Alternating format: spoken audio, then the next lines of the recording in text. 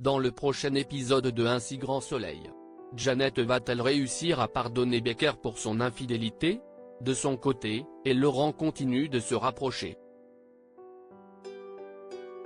Attention, les paragraphes qui suivent contiennent des spoilers sur l'épisode d'Un si grand soleil diffusé vendredi soir sur France 2. Si vous ne voulez rien savoir, ne lisez pas ce qui suit. Mercredi 5 juin dans Un si grand soleil. Nathalie et Laurent se rapprochent. Tael Cosmétique, Laurent confie à Henrik qu'il a déclaré sa flamme à Nathalie. Malheureusement, il s'est pris un râteau. Il se demande comment il a pu penser une seconde que Nathalie puisse s'intéresser à un homme comme lui. Henrik souligne qu'il mérite autant que n'importe qui d'autre d'avoir une relation. Il conseille à son ami de laisser le temps à Nathalie d'apprendre à le connaître. Un peu plus tard dans la journée, Nathalie se rend dans le bureau de Laurent, car elle ressent un malaise entre eux. Laurent reconnaît qu'il est mal à l'aise par rapport à ce qu'ils se sont dit la veille. Nathalie avoue au Laurent qu'elle apprécie tous les moments qu'ils ont passés ensemble.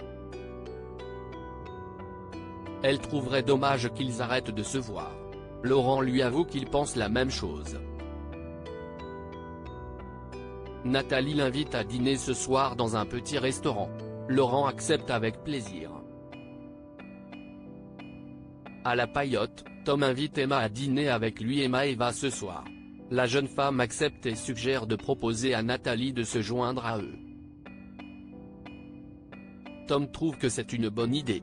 Emma téléphone aussitôt à leur mère.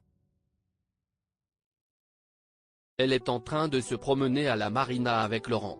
Emma invite sa mère à venir dîner avec elle. Tom, Emma y va. Nathalie la remercie mais elle décline car elle est occupée.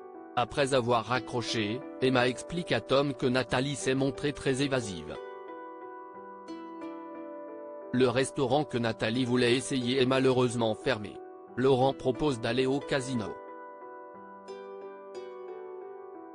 Nathalie, qui lui a caché son addiction au jeu, est mal à l'aise mais elle finit par accepter. Elle se laisse griser par les machines à sous et gagne 400 €. À la sortie du casino, Nathalie déclare à Laurent qu'il est son porte-bonheur. Elle l'embrasse puis lui propose de venir dormir chez elle. Rien ne va plus entre Clément et Janet. Yannet et Clément rentrent à leur domicile. Janet est furieuse contre son mari. Ce dernier essaie de convaincre sa femme de l'écouter, ne serait-ce qu'une minute. Clément se sent coupable et il ne sait pas comment il a pu faire une chose pareille. Il explique ensuite à Janet qu'il a préféré ne rien lui dire de peur de tout perdre pour un moment d'égarement. Les larmes aux yeux et toujours aussi énervé, Janet lui demande alors pourquoi il a partagé un moment intime avec son ex-femme et la mère de sa fille si cela ne signifie vraiment rien à ses yeux. Becker tente de lui expliquer que c'était juste une pulsion. Il déclare à Janet qu'elle est la seule personne qui compte à ses yeux et que c'est elle qui l'aime, mais en vain. Janet s'en va dans sa chambre.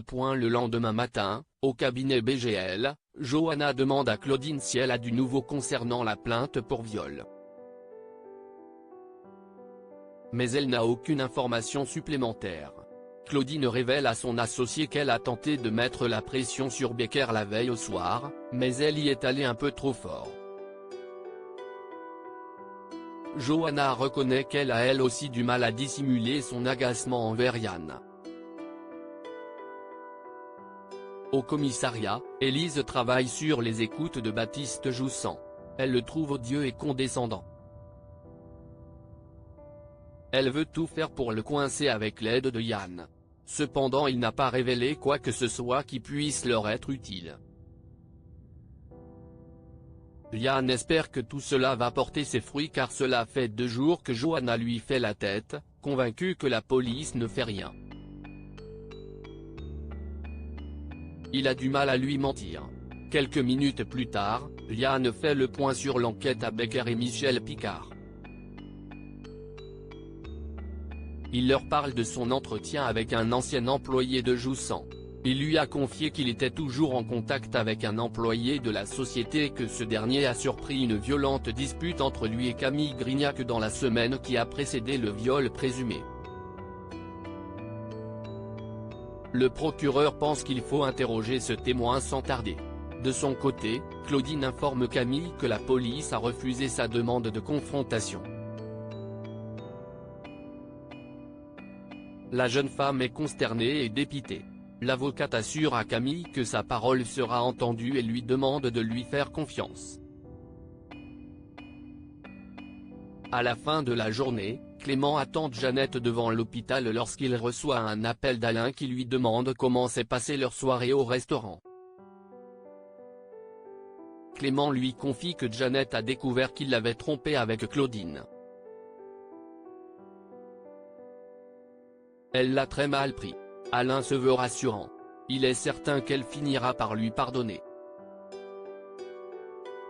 Becker affirme qu'il va tout mettre en œuvre pour reconquérir sa femme. Quelques instants plus tard, Clément va à la rencontre de son épouse et lui propose d'aller marcher sur la plage. Mais Jeannette préfère rentrer à la maison. Elle a eu une longue journée et la dernière chose qu'elle désire, c'est d'écouter ses explications. Clément accuse le coup.